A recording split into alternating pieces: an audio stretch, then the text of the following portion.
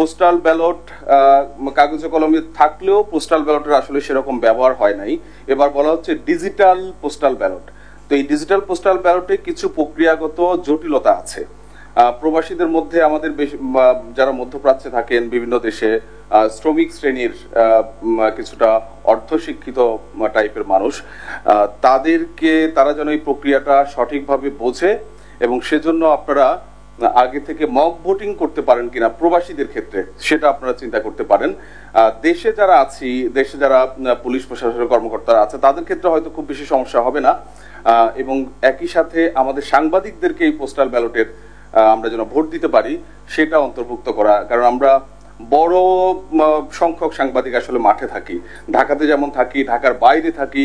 আমরা ঢাকাতেও যারা থাকি, দেখা গেল আমি মোহাম্মদপুরে যে আসনটি সে আসনের ভোটার, কিন্তু আমি ভোট কভার করতে গেলাম দোহারে, আমার ভোটটা আমি দিতে পারছি না, এসে যে আমি ভোটটা দেবো সেই সুযোগটা হচ্ছে না। সাংবাদিকদেরকে আপনারা যদিও সব শ্রেণীর পেশার মানুষকে হয়তো রাখতে পারবেন না, মূলত ভোটের কাজের সাথে সংশ্লিষ্ট যারা, আমরা যেহেতু সাংবাদিকরাও খুব সরাসরি সম্পৃক্ত, সেক্ষেত্রে আমাদেরকেও এই পোস্টাল ব্যালটের মধ্যে অন্তর্ভুক্ত রাখা, আমরা যেন পোস্টাল ব্যালটে ভোট দিতে পারি সেই বিষয়টি আপনারা বিবেচনা করবেন।